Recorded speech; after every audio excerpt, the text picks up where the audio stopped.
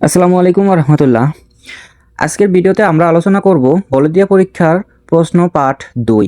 যারা এখনও পার্ট 1 দেখেননি তারা অবশ্যই আগে এই ভিডিও ডেসক্রিপশন বক্সে দেওয়া লিঙ্কে ক্লিক করে পার্ট 1 দেখে আসবেন, কারণ পার্ট 1 দেখলে আজকের বিষয়গুলো আরও সহজে বুঝতে পারবেন।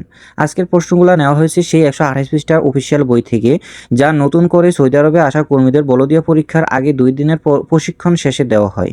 আমি এই সিরিজে পার্ট বাই পার্ট বইয়ের গুরুত্বপূর্ণ প্রশ্ন ও উত্তর খুব সহজ ভাষায় আলোচনা করছি, যাতে আপনারা অল্প সময়ের ভালোভাবে প্রস্তুতি নিতে পারেন। আপনারা যদি এই প্রশ্নগুলো মনোযোগ দিয়ে পড়েন, ভালোভাবে মুখস্থ করেন এবং পরীক্ষায় যাওয়ার আগে কয়েকবার রিভিশন দেন, তাহলে ইনশাল্লাহ বলদিয়া পরীক্ষায় ভালো ফল করার সম্ভাবনা অনেক বেড়ে যাবে। ভিডিওটি যদি আপনাদের উপকারে আসে তাহলে অবশ্যই একটি লাইক, কমেন্ট এবং শেয়ার করবেন। আর যারা এখনও আমাদের চ্যানেলটি সাবস্ক্রাইব করেননি তারা এখনই সাবস্ক্রাইব করে পাশে থাকা বেল আইকনটি চাপ দিয়ে রাখুন, যাতে পরবর্তীতে গুরুত্বপূর্ণ ভিডিওগুলো সবার আগে দেখতে পারেন।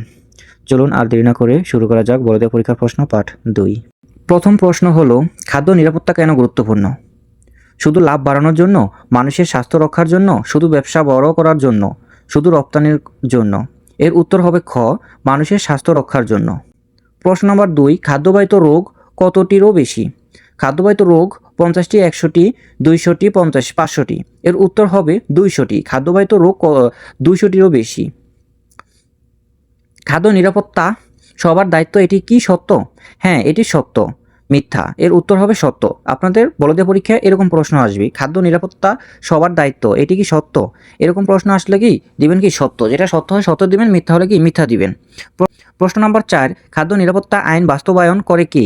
এর উত্তর হবে সরকারি কর্তৃপক্ষ। গ্রাহক, ড্রাইভার, কৃষক কেউ হবে না, এর উত্তর হবে সরকারি কর্তৃপক্ষ। প্রশ্ন নম্বর 5, খাদ্য উৎপাদনকারী দায়িত্ব কি? নিরাপদ খাদ্য উৎপাদন করা, শুধু বিক্রি করা, শুধু বিজ্ঞাপন দেওয়া, শুধু সংরক্ষণ করা? এর উত্তর হবে ক, নিরাপদ খাদ্য উৎপাদন করা। প্রশ্ন নম্বর 6, ভোক্তার দায়িত্ব কি? নির্দেশনা অনুযায়ী খাদ্য সংরক্ষণ করা, মেয়াদ উত্তীর্ণ খাবার খাওয়া, খাবার খোলা রাখা কিছুই নয়। এর উত্তর হবে ক, নির্দেশনা অনুযায়ী খাবার সংরক্ষণ করা। প্রশ্ন নম্বর 7, ভালো খাদ্য নিরাপত্তা ব্যবস্থার একটি সুবিধা হলো নিরাপদ খাদ্য উৎপাদন, রোগ বৃদ্ধি, অপচয় বৃদ্ধি, জরিমানা? এর উত্তর হবে ক, নিরাপদ খাদ্য উৎপাদন। প্রশ্ন নম্বর 8, খাদ্য নিরাপত্তা না মানলে কি হতে পারে? খাদ্য অপচয়, লাভ নিশ্চিত, রোগ কমে, কোনো সমস্যা হয় না? এর উত্তর হবে ক, খাদ্য অপচয়। প্রশ্ন নম্বর 9, খাদ্য নিরাপত্তা না মানলে প্রতিষ্ঠান কি হতে পারে?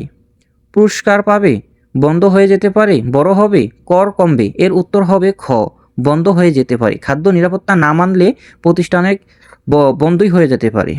প্রশ্ন নম্বর 10, খাদ্য নিরাপত্তার কতটি প্রধান ঝুঁকি আছে? এর উত্তর হবে 4টি। 2টি, 3টি, 4টি, 5টি? এরকম 5টি অপশন থাকবে বা 4টি অপশন থাকবে, এর উত্তর হবে যে কোনো একটি। প্রশ্ন নম্বর 11, ব্যাকটেরিয়া কোন ঝুঁকির অন্তর্ভুক্ত? ব্যাকটেরিয়া জীবাণুগঠিত ঝুঁকির অন্তর্ভুক্ত।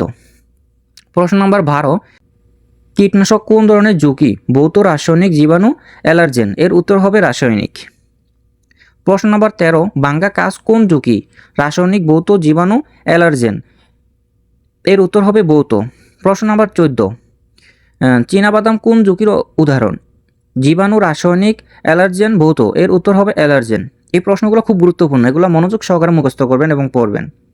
আগে আপনারা বইটা ভালোভাবে পড়বেন, একবার রিডিং পড়বেন, পড়ার পর এই প্রশ্নগুলো ভালোভাবে পড়বেন, ইনশাল্লাহ খুব ভালো রেজাল্ট করতে পারবেন।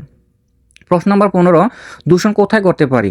শুধু রেস্টুরেন্টে, শুধু বাজারে, খাদ্য শৃঙ্খলা এর যে কোনো পর্যায়ে, শুধু রান্নাঘরে? এর উত্তর হবে খাদ্য শৃঙ্খলের যে কোনো পর্যায়ে। প্রশ্ন নম্বর 16, ক্রস দূষণের উদাহরণ কোনটি? অপরিষ্কার ছুরি দিয়ে রান্না করার খাবার কাটা, খাবার ফ্রিজে রাখা, হাত ধোয়া, গ্লাস পরা?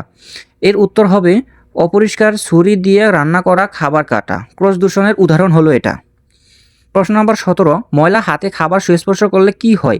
জীবাণু দূষণ, রাসায়নিক দূষণ, ভৌত দূষণ, কোনো দূষণ নয়? এর উত্তর হবে জীবাণু দূষণ। প্রশ্ন নম্বর 18, পোকা পড়া খাবার কি? নিরাপদ, দূষিত, সুস্বাদু, সংরক্ষিত? পোকা, যদি খাবারের মধ্যে আপনার পোকা পড়ে, এর উত্তর হবে দূষিত। প্রশ্ন নম্বর 19, দূষিত খাবার দেখতে কেমন হতে পারে? স্বাভাবিক দেখাতে পারে, সবসময় নষ্ট দেখায়, কালো হয়, দুর্গন্ধ থাকবেই? এর উত্তর হবে স্বাভাবিক দেখাতে পারে। প্রশ্ন নম্বর 20, খাদ্য শৃঙ্খল কোথা থেকে শুরু হয়? দোকান, খাবার বা সমুদ্র, রেস্টুরেন্ট, বাসা? এর উত্তর হবে খাবার বা সমুদ্র। প্রশ্ন নম্বর 21, খাদ্য শৃঙ্খলের শেষ ধাপ কি? পরিবহন, সংরক্ষণ, ভোক্তার টেবিল, বাজার। এর উত্তর হবে ঘ, ভোক্তার টেবিল। প্রশ্ন নম্বর 22, খাদ্য নিরাপত্তা ব্যবস্থা খাদ্যের কী বাড়ায়? অপচয়, মেয়াদ, রোগ, দুর্গন্ধ। এর উত্তর হবে মেয়াদ। প্রশ্ন নম্বর 23, খাদ্য নিরাপত্তা না থাকলে কী বাড়ে? গ্রাহকের আস্থা, খাদ্য অপচয়, লাভ, উৎপাদন। খাদ্য নিরাপত্তা না থাকলে খাদ্য অপচয় বাড়ে। প্রশ্ন নম্বর 24, খাদ্য নিরাপত্তা বজায় রাখতে কী প্রয়োজন? নিয়মিত পরিষ্কার পরিচ্ছন্নতা, কম কাজ, বেশি তাপমাত্রা, বেশি লবণ। এর উত্তর হবে নিয়মিত পরিষ্কার পরিচ্ছন্নতা। প্রশ্ন নম্বর 25, দূষণের কারণে কি হতে পারে? খাদ্যবাহিত রোগ, আয় বৃদ্ধি, দাম কমে, কোনো সমস্যা হয় না। এর উত্তর হবে ক, খাদ্যবাহিত রোগ। নিচের কোনটি রাসায়নিক ঝুঁকি? পরিষ্কারক এজেন্ট, ভাঙ্গা কাঁচ, ব্যাকটেরিয়ার চুল। এর উত্তর হবে পরিষ্কারক এজেন্ট। প্রশ্ন নম্বর 27, খাদ্য নিরাপত্তা নিশ্চিত করতে কর্মীর কী করা উচিত? সমস্যার সঙ্গে সঙ্গে রিপোর্ট করা, লুকিয়ে রাখা, উপেক্ষা করা, কাজ ছেড়ে দেওয়া। এর উত্তর হবে সমস্যার সঙ্গে সঙ্গে রিপোর্ট করা। প্রশ্ন নম্বর 28, খাদ্য নিরাপত্তার ব্যবস্থা অনুসরণ করলে কী বাড়ে? গ্রাহকের আস্থা, জরিমানা, রোগ, অপচয়। এর উত্তর হবে গ্রাহকের আস্থা। প্রশ্ন নম্বর 29, খাদ্য নিরাপত্তার প্রধান উদ্দেশ্য কী? মানুষের স্বাস্থ্য রক্ষা, শুধু লাভ করা, শুধু উৎপাদন বাড়ানো, শুধু রপ্তানি করা। এর উত্তর হবে মানুষের স্বাস্থ্য রক্ষা। প্রশ্ন নম্বর 30, রান্না করা খাবার কাটার জন্য অপরিষ্কার ছুরি ব্যবহার করা এটি কি? ক্রস দূষণ, রাসায়নিক দূষিত, অ্যালার্জি, ভৌত ঝুঁকি। এর উত্তর হবে ক্রস দূষণ। আজকের মতো এতটুকুই। ধন্যবাদ সবাইকে। আসসালামু আলাইকুম।